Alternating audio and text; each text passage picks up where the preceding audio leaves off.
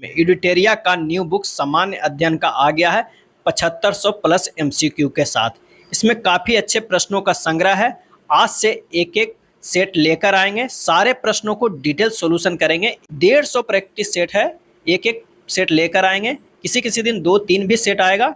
सभी राज्यों में आयोजित प्रतियोगी परीक्षाओं के लिए ये बेहद उपयोगी बुक होने वाला है, तो आप इसे जरूर देखें। आइए शुरू करते हैं पहले प्रैक्टिस सेट के पहले प्रश्न से। पहला प्रश्न है कि रिपब्लिकन पार्टी ऑफ इंडिया के संस्थापक निम्न में से कौन थे। रिपब्लिकन पार्टी ऑफ इंडिया के संस्थापक निम्न में से कौन थे, और इसका सही आंसर हो जाएगा B R Ambedkar. B R Ambedkar Republican Party of India के संस्थापक थे। और 3 मई 1939 को कांग्रेस के अंदर फॉरवर्ड ब्लॉक है, कांग्रेस के अंदर फॉरवर्ड ब्लॉक के संस्थापक कौन थे फॉरवर्ड ब्लॉक पार्टी के, तो वो है सुभाष चंद्र बोस थे। और अगर भगत सिंह की बात करें तो नौजवान भारत सभा के संस्थापक थे भगत सिंह। रमेश चंद्र मजूमदार जो है वो भारतीय इतिहासकार और प्रोफेसर थे। और इसका जो आंसर हो जाएगा रिपब्लिकन पार्टी ऑफ इंडिया के संस्थापक, तो वो बी आर अम्बेडकर थे। अगले प्रश्न पे चलते हैं कि वर्ष 1920 की खिलाफत कमेटी की सभा जिसमें गांधी जी से असहयोग आंदोलन के नेतृत्व को संभालने का अनुरोध किया गया था, वह सभा किस शहर में हुई थी? इसका सही आंसर हो जाएगा ऑप्शन सी, इलाहाबाद में हुआ था। और खिलाफत कमेटी जो है उसका गठन कब हुआ था, तो 20 मार्च 1919 को बॉम्बे में खिलाफत समिति का गठन किया गया था। खिलाफत समिति का गठन किया गया था 20 मार्च 1919 को। अगला है निम्नलिखित में से कौन व्यक्ति होम रूल लीग की स्थापना में शामिल नहीं थे? कौन ऐसा व्यक्ति थे जो होम रूल लीग की स्थापना में शामिल नहीं थे? इसका सही आंसर जो हो जाएगा वो हो जाएगा D, HS. Olcott. Home rule जो भारत में है 2 तरह के था, दोनों के संस्थापक अलग अलग थे। होम रूल जो एक है जो 28 अप्रैल 1916 को किसने किए थे, तो बाल गंगाधर जो है वो तिलक ने, और ये किए थे कहाँ, पुणे महाराष्ट्र में।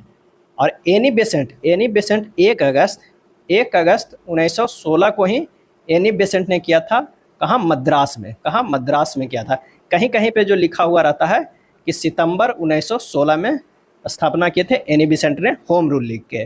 तो कौन से व्यक्ति होम रूल लीग की स्थापना में शामिल नहीं थे, तो एच.एस. ऑलकॉट शामिल नहीं थे, ए सुब्रमण्यम अय्यर भी शामिल थे होम रूल लीग के स्थापना में।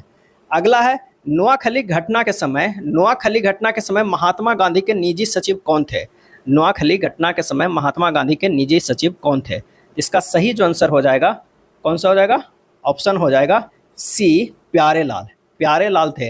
अब बात आती है कि नोआखली घटना कब हुई थी, तो नोआखली घटना जो हुआ था वो 1946 में हुआ था। अक्टूबर-नवंबर 1946 में बंगाल के चटगांव डिवीजन के नोआखली जनपद में हुआ था, मुसलमानों द्वारा किया गया था। ये भयंकर नरसंहार था। उस समय महात्मा गांधी के निजी सचिव प्यारेलाल थे, क्योंकि महात्मा गांधी का निजी सचिव का प्रश्न जो आता है वो सभी लोग टिक मार देते हैं महादेव देसाई, लेकिन उस समय महादेव देसाई की मृत्यु हो चुकी होती है, और उस समय निजी सचिव थे प्यारेलाल। तो यहाँ आंसर जो हो जाएगा प्यारेलाल। अगला है सविनय अवज्ञा आंदोलन की असफलता के बाद गांधी जी ने महत्व दिया किसे? इसका जो सही आंसर हो जाएगा वो हो जाएगा ऑप्शन ए, रचनात्मक कार्यक्रम को। किसे? रचनात्मक कार्यक्रम को। सविनय अवज्ञा आंदोलन कब से कब तक चला था, तो 12 मार्च 1930 से लेके 6 अप्रैल 1930 तक ये चला था। ये दांडी यात्रा इसी में हुआ था, सविनय अवज्ञा आंदोलन में। अगला है बंकिम चंद्र चटर्जी की रचना कौन सी नहीं है? और इसका सही आंसर जो हो जाएगा वो हो जाएगा सी, पोस्टमास्टर के जो रचना किए थे किसने किए थे, तो वो रविन्द्रनाथ टैगोर ने। अब बाकी दुर्गेश नंदिनी, आनंद मठ और देवी चौधरानी सभी का रचना जो किए हैं वो बंकिम चंद्र चटर्जी ने किए हैं। अगले प्रश्न पे चलते हैं कि वर्ष 1911 में किस सामाजिक कार्यकर्ता ने ब्रिटिश विधान परिषद के समक्ष निःशुल्क तथा अनिवार्य प्राथमिक शिक्षा का प्रस्ताव रखा था? और इसका सही आंसर जो हो जाएगा वो हो जाएगा बी, गोपाल कृष्ण गोखले ने। वर्ष 1911 में किस सामाजिक कार्यकर्ता ने ब्रिटिश विधान परिषद के समक्ष निःशुल्क तथा अनिवार्य प्राथमिक शिक्षा का प्रस्ताव रखा था? वो है गोपाल कृष्ण गोखले ने। अगला है निम्नलिखित में से दक्षिण भारत में विजय प्राप्त करने वाला पहला शासक कौन था? और इसका सही आंसर जो हो जाएगा वो हो जाएगा कौन सा, ऑप्शन ए, अलाउद्दीन खिलजी का शासन था 1296 ईस्वी से लेकर 1316 ईस्वी में। अगर हम शेर शाह की बात करें जिनका बचपन का नाम फरीद खान था, इनका शासनकाल 1540 ईस्वी से 1545 ईस्वी तक चला था। औरंगजेब का शासनकाल की अगर हम बात करें तो 1658 से लेके 1707 ईस्वी तक चला था, और बाबर का 1526 ईस्वी से लेके 1530 ईस्वी तक चला था। पानीपत के प्रथम युद्ध में ही मुगल शासन का स्थापना हुआ था, मेनली कहाँ, मुगल साम्राज्य का, वो भारत में पानीपत की प्रथम विश्व युद्ध में। अगला है, निम्नलिखित में से कौन सा व्यक्ति रंपा विद्रोह से संबंधित है। निम्नलिखित में से कौन सा व्यक्ति रंपा विद्रोह से संबंधित है, और इसका सही आंसर जो हो जाएगा वो हो जाएगा ऑप्शन सी, अल्लूरी सीताराम राजू। अल्लूरी सीताराम राजू। अगर बिरसा मुंडा की बात करें तो मुंडा विद्रोह में भाग लिए थे। मुंडा उल गुलान विद्रोह भी कहा जाता है।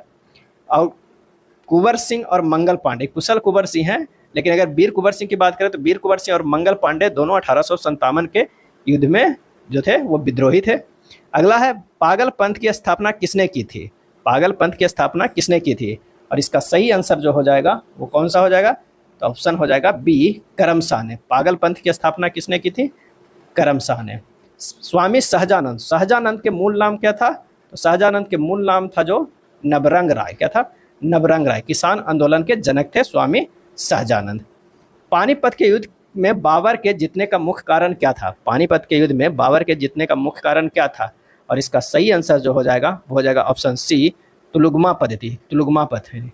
पानीपत में 3 युद्ध लड़ा गया था। कब कब लड़ा गया था, तो 21 अप्रैल 1956 क्या है 1526 ईस्वी को, 1526 ईस्वी को लड़ा गया था बाबर और इब्राहिम लोदी के बीच। दूसरा युद्ध लड़ा गया था 5 नवंबर 1556 ईस्वी में अकबर और हेमू के बीच लड़ा गया था। और तीसरा युद्ध जो हुआ था 14 जनवरी 1761 ईस्वी में। तो याद रखिएगा 26 में, 56 में और 61 में। 61 जो है वो 1761 है, ये सब जो है वो 1500 में है।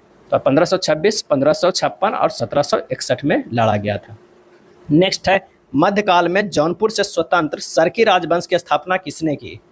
मध्यकाल में जौनपुर से स्वतंत्र सरकी राजवंश की स्थापना किसने की, और इसका सही आंसर हो जाएगा ऑप्शन ए, मलिक उल सर्क, मलिक उल सर्क ने। नेक्स्ट है, अधिक संख्या में दफनाए गए बच्चों के शवदान प्राप्त हुए। अधिक संख्या में दफनाए गए बच्चों के शवदान प्राप्त हुए, इसका सही आंसर हो जाएगा कौन सा, तो बी, जोरबे संस्कृति से। क्या हो जाएगा, जोरबे संस्कृति से। भागवत संप्रदाय के विकास में किसका योगदान अत्यधिक था। भागवत संप्रदाय जो है उसके विकास में किसका योगदान अधिक था, इसका जो सही आंसर हो जाएगा वो हो जाएगा ऑप्शन डी, गुप्त का। किसका, गुप्त का। धम्मिक स्तूप कहाँ स्थित है। धम्मिक स्तूप जो है वो कहाँ स्थित है, और इसका सही आंसर हो जाएगा ऑप्शन डी, सारनाथ में। सारनाथ में जो स्तूप स्थित है उसे धम्मिक स्तूप कहते हैं। वह सुल्तान कौन था जिसने खलीफा के अधिकार को मानने से इनकार कर दिया था। वह सुल्तान कौन था जिसने खलीफा के अधिकार को मानने से इनकार कर दिया था, और इसका जो सही आंसर हो जाएगा वो कौन सा हो जाएगा, आंसर हो जाएगा बी, अलाउद्दीन खिलजी। समझा, अलाउद्दीन खिलजी। अगर इल्तुतमिश की बात करें तो कुतुब मीनार का अगर पूछ दे कि निर्माण किसने किया था, कुतुब मीनार का निर्माण किसने किया था, तो इल्तुतमिश ने, लेकिन नींव डाला था कुतुबुद्दीन ऐबक ने। कुतुबुद्दीन ऐबक ने क्या किया था, एक महल बनाया था, और इल्तुतमिश जो है उस पर 3 महल और बना दिया। कितना, 3 महल और बना दिया। टोटल कितना हुआ, 4 महल जो है कुतुब मीनार बन गया। लेकिन जब वज्रपात हुआ तो एक महल क्षतिग्रस्त हो गया, तो क्या बचा, 3 महल। उसे फिरोज शाह तुगलक ने क्या किया, सही करवाया फिरोज शाह तुगलक ने, और उस पर 2 महल और बना दिया। तो अब टोटल कितना आ गया, 5 महल। तो ये भी प्रश्न पूछा जाता है कि कुतुब मीनार का फ्लोर जो है, महल कितने महल का है, कितने फ्लोर का है, तो वो 5 फ्लोर का है। अगर बलबन की बात करें तो लौह रख नीति अपनाया था, सिजदा और पावोस लगाया था किसने, बलबन ने। नेक्स्ट है, यूरोप को उत्तरी अमेरिका से कौन सा सागर या महासागर अलग करता है। यूरोप को उत्तरी अमेरिका से कौन सा सागर या महासागर अलग करता है, और इसका सही जो आंसर हो जाएगा वो हो जाएगा ऑप्शन ए, उत्तरी अटलांटिक महासागर। उत्तरी अटलांटिक महासागर। काला सागर और भूमध्य सागर को जोड़ता है कौन, तो बोस्पोरस जल संधि, बोस्पोरस जल संधि। और प्रशांत महासागर किसे अलग करता है, तो ये अलग करता है अमेरिका और एशिया को, अमेरिका और एशिया को अलग करता है। कैस्पियन सागर, कैस्पियन सागर जो है रूस और कजाकिस्तान को अलग करता है। नेक्स्ट है, शिवालिक शैल समूह के दक्षिण में भावर क्षेत्र उदाहरण है। शिवालिक शैल समूह के दक्षिण में भावर क्षेत्र उदाहरण है, और इसका आंसर हो जाएगा ऑप्शन सी, गिरिपद स्थिति का। किसका है, गिरिपद स्थिति का। अगला है निम्नलिखित में कौन सा सौर परिवार से संबंधित नहीं है। सौर परिवार से संबंधित नहीं है और इसका सही आंसर हो जाएगा ऑप्शन बी निहारिका। निहारिका किसे कहते हैं ये जानना जरूरी है। निहारिका या इसे इंग्लिश में नेबुला कहते हैं। अंतरतारकीय अध्ययन के स्थिति में ऐसे अंतरतारकीय बादल को कहते हैं निहारिका जिसमें धूल, हाइड्रोजन गैस, हीलियम गैस और अनआयनीकृत प्लाज्मा उपस्थित होते हैं, उसे निहारिका कहते हैं। सूची 1 और सूची 2 को सुमेलित कीजिए तथा सूचियों के नीचे दिए गए कूट का प्रयोग करके जो है वो सही उत्तर का बताना है। तो आइए देखते हैं कि कौन सा हो जाएगा। अनुच्छेद 26 में क्या है, धार्मिक कार्यों के प्रबंध की स्वतंत्रता है। अनुच्छेद 40 में क्या है, ग्राम पंचायतों का गठन है। अनुच्छेद 98 की अगर हम बात करते हैं तो अनुच्छेद 98 में जो है संसद सचिवालय है, संसद सचिवालय। अनुच्छेद 239 में क्या है, तो यह है संघ शासित क्षेत्रों का प्रशासन है, संघ शासित क्षेत्रों का प्रशासन है, ये वर्णन है अनुच्छेद 239 में। अगला प्रश्न है कि निम्नलिखित क्षेत्रों में से किस एक क्षेत्र में राज्य सरकार का स्थानीय इकाइयों पर नियंत्रण नहीं होता है, और इसका सही आंसर हो जाएगा ऑप्शन ए नागरिकों की शिकायतें पर। किस एक क्षेत्र में राज्य सरकार का स्थानीय इकाइयों पर नियंत्रण नहीं होता, तो नागरिकों की शिकायतों पर। अगला प्रश्न है कि निम्नलिखित कथनों में से कौन सा जो कथन है वो गलत है। हमें बताना है कि कौन सा गलत कथन है जो गलत है। तो मौलिक अधिकार पर संविधान का भाग 3 यूएसए के बिल ऑफ राइट्स पर आधारित है, ये तो बिल्कुल सही है। संविधान के अनुच्छेद 21 के अंतर्गत मृत्यु का अधिकार मूलभूत अधिकार है, ये गलत है। भारतीय संविधान एक पूर्ण संघीय संविधान है, ये भी गलत है। भारतीय संविधान के अनुसार मूलभूत अधिकारों को हटाया जा सकता है, ये भी गलत है। तो आंसर जो हमारा हो जाएगा, कौन सा कथन गलत है, तो हो जाएगा डी, बी, सी और डी जो है वो कथन गलत है। ए जो सिर्फ है वो सही है। वर्ष 2011 में भारत के संविधान में होने वाले 97 संशोधन का संबंध किस विषय से है, और इसका सही जवाब हो जाएगा ऑप्शन बी सहकारी संस्थाओं के गठन एवं कार्य का संचालन। सहकारी संस्थाओं का गठन एवं कार्य का संचालन। भारत के संसद द्वारा पंचायत प्रावधान अनुसूचित क्षेत्रों तक विस्तार कानून कब पारित किया गया, और इसका सही आंसर जो हो जाएगा वो हो जाएगा कौन सा, तो सी 1996 में। कब पारित किया गया, तो 1996 में किया गया। व्यक्तिगत प्रयोज्य आय पीडीआई एक खाली स्थान है, और इसका सही आंसर हो जाएगा ऑप्शन बी पीडीआई बराबर होगा व्यक्तिगत आय माइनस व्यक्तिगत कर भुगतान माइनस गैर कर भुगतान। आंसर जो हो जाएगा वो हो जाएगा बी। शरीर के संपर्क में स्प्रिट ठंडी अनुभूति देती है क्योंकि, शरीर के संपर्क में आते ही स्प्रिट ठंडी अनुभूति देती है क्यों, क्योंकि इसका जो सही जवाब हो जाएगा वो हो जाएगा सी, यह अत्यंत जो है वो वाष्पशील है। जब जल जलवाष्प में परिवर्तित होता है तब, जब जल जलवाष्प में परिवर्तित होता है तब क्या होता है, वातावरणीय उष्मा स्रोत से उष्मा जल में प्रवाहित होती है।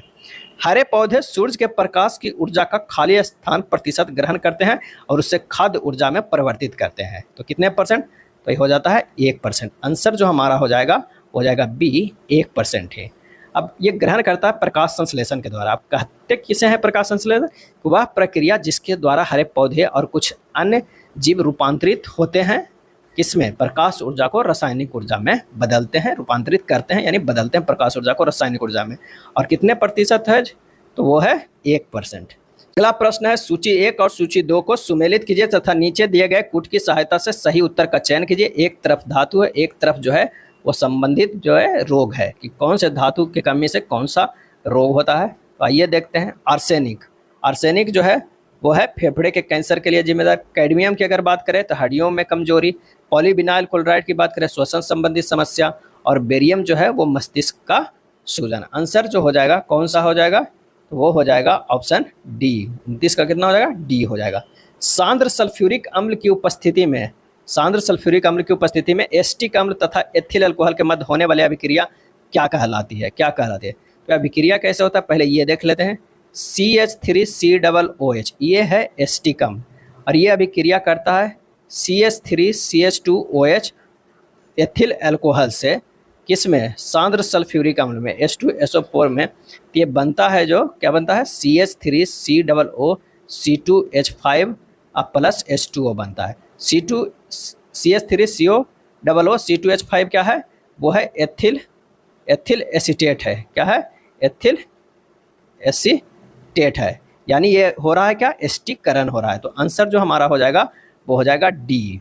होने वाली अभिक्रिया कहलाती है एस्टिकरण कहलाती है, क्योंकि ये जो हो रहा है बन रहा है एसिटिक अम्ल plus ethanol alcohol, ethanol alcohol H2SO4 के क्या है उपस्थिति में एथिल एसीटेट बन रहा है। ग्रेफाइट में परतों को एक दूसरे से मिलाकर रखा जाता है और इसका सही जो आंसर हो जाएगा कौन सा हो जाएगा, तो वो हो जाएगा ए, वांडरबॉल्स बलों द्वारा। ग्रेफाइट में परतों को एक दूसरे से मिलाकर रखा जाता है, वांडरबॉल्स बलों द्वारा रखा जाता है। नेक्स्ट है, निम्नलिखित में कौन सा एक यातायात संचालित नगरों में भूरी वायु बनने में से संबंध है, और इसका सही आंसर हो जाएगा कौन सा, इसका सही आंसर हो जाएगा ए, सल्फर डाइऑक्साइड। क्या है, सल्फर डाइऑक्साइड।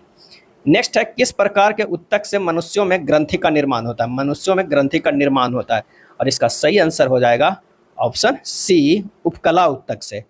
उत्तक जो होता है मेनली 4 तरह का होता है, पेशीय उत्तक, तंत्रिका उत्तक, उपकला उत्तक और संयोजी उत्तक। अगर संयोजी उत्तक की बात करें तो उसका कार्य है शरीर के अन्य उत्तकों और अंगों को सहारा देना, सुरक्षा करना और संरचना प्रदान करना है। उपकला का क्या है कि शरीर के सभी आंतरिक और बाहरी जो है को सतहों को उसे ढकता है, और ग्रंथियों में बहुसंख्यक उत्तक बनाता है, यानी ग्रंथियों का निर्माण करता है। तो यह है उपकला उत्तक। का आंसर हो जाएगा यहाँ पर सी हो जाएगा।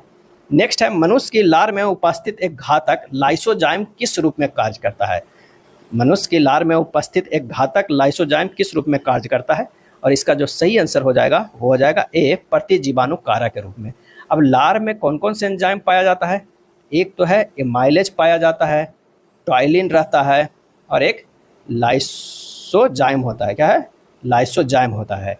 टॉयलिन जो क्या करता है कि स्टार्च को शर्करा में तोड़ता है, टॉयलिन जो है स्टार्च को किस में तोड़ता है, शर्करा में तोड़ता है। और लाइसोजोम जो है बैक्टीरिया को क्या करता है, विघटित करता है, यानी एक घातक लाइसोजोम किस रूप में होता है, प्रतिजीवाणु कारक के रूप में हो जाएगा। आंसर हो जाएगा ऑप्शन ए। पौधों में रंध्रों का खुलना एवं बंद होना किस पर निर्भर करता है, और इसका सही जवाब हो जाएगा ऑप्शन बी, स्फीति दाब पर। किस पे, स्फीति दाब पे। रंध्र क्या करता है, यह पौधों के भीतर गैसों के आदान प्रदान में मदद करता है, और खुलना एवं बंद होना किस पर निर्भर करता है, स्फीति दाब पे। निम्न में से कौन फूल का एक अंश या भाग है, और इसका सही आंसर जो हो जाएगा वो हो जाएगा स्त्री केसर। फूल का मेनली जो होता है अतरंते भाग वो 4 होता है। कौन कौन होता है, एक तो होता है स्त्री केसर, एक होता है पुंग केसर, एक होता है बाह्य दल, क्या होता है, बाह्य दल, और एक होता है पंखुड़ी। क्या होता है, पंखुड़ी होता है। ये 4 भाग होता है फूल का। नेक्स्ट है, सफ़ेद फास्फोरस के संबंध में निम्नलिखित कथनों पर विचार कीजिए और बताइए कि कौन सा जो कथन है वो सही है, कौन सा कथन जो है सही है। यह एक विषैला पदार्थ है जिसका उपयोग रासायनिक हथियार के रूप में किया जा सकता है, बिल्कुल है। यह अत्यधिक ज्वलनशील है और हवा के संपर्क में आने पर स्वतः प्रज्वलित हो जाता है, ये सही है। लाल फास्फोरस के बारे में भी काफ़ी प्रश्न पूछा जाता है। लाल फास्फोरस का यूज कहाँ होता है, तो दिया सलाई में, कहाँ, दिया सलाई में, यानी माचिस में यूज होता है। इसका आंसर हो जाएगा सी, 1 और 2 दोनों कथन सही है। सामान्य ठंड में निम्नलिखित में से कौन सा नासिका संकुलन के लिए उत्तरदायी है, सामान्य ठंड में निम्नलिखित में से कौन सा नासिका संकुलन के लिए उत्तरदायी है, और इसका सही आंसर जो हो जाएगा वो कौन सा हो जाएगा, इसका आंसर हो जाएगा ऑप्शन बी, हिस्टामिन। क्या है, हिस्टामिन। केंद्रक कला का निर्माण किस कोशिकांग द्वारा होता है, केंद्रक कला का निर्माण जो है किस कोशिकांग के द्वारा होता है, सही जवाब हो जाएगा ऑप्शन ए, अंतद्रव्य जालिका में, अंतद्रव्य जालिका में। लसिका एवं रुधिर किस उत्तक का उदाहरण है, लसिका एवं रुधिर किस उत्तक का उदाहरण है, और इसका सही जवाब हो जाएगा ऑप्शन डी, संवहनीय उत्तक का उदाहरण है। भारतीय अर्थव्यवस्था के संदर्भ में खुला बाजार परिचालन किसे निर्दिष्ट करता है, भारतीय अर्थव्यवस्था के संदर्भ में खुला बाजार परिचालन किसे निर्दिष्ट करता है, और इसका आंसर हो जाएगा सी, आरबीआई द्वारा सरकारी प्रतिभूतियों के क्रय और विक्रय करने का, आरबीआई द्वारा सरकारी प्रतिभूतियों को क्रय और विक्रय करने का।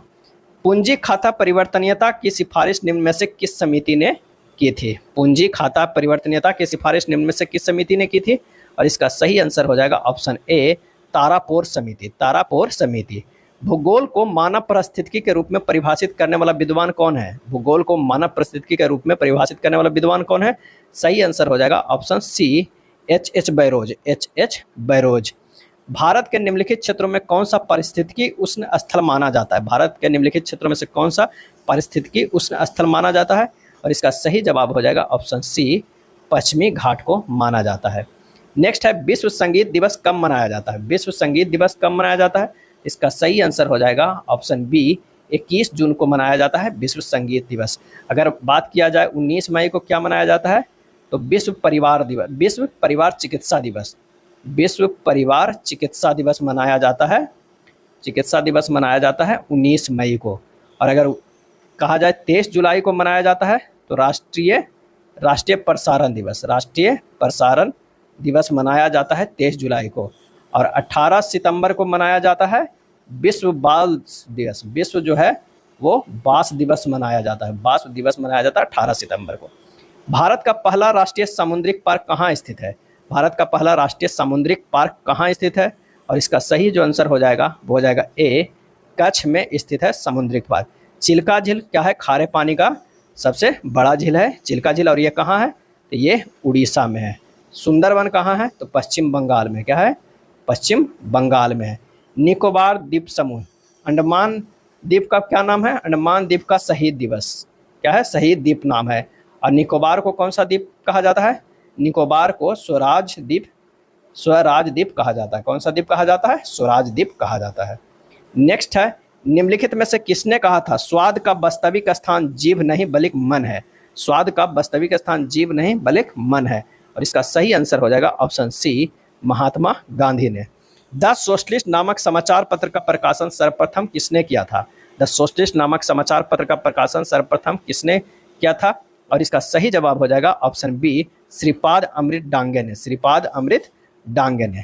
भैंसा सिंगी नामक जाति किस राज्य में पाई जाती है? भैंसा सिंगी नामक जाति किस राज्य में पाई जाती है? और इसका सही आंसर हो जाएगा ऑप्शन डी, नागालैंड में पाई जाती है। कहाँ? नागालैंड में पाई जाती है। नागालैंड में और भी कई प्रमुख जनजाति है, जैसे चकरेंगसांग, अंगामी, ओबा, जेलियांग, कुकी, नागा। और कोन्याक जो है सबसे बड़ी जनजाति है। कौन सा जनजाति है? कोन्याक जो है सबसे बड़ी जनजाति है नागालैंड के। एचडीपीई का पूरा नाम क्या है? एचडीपीई का पूरा नाम क्या है? और इसका सही आंसर हो जाएगा A, higher density polythene, higher density polythene. ये था एडुटेरिया के न्यू बुक निकाला गया है सामान्य अध्ययन का 7,500 प्लस एमसीक्यू। उस बुक से लिया गया पहला प्रैक्टिस सेट, जिसमें 50 प्रश्न था।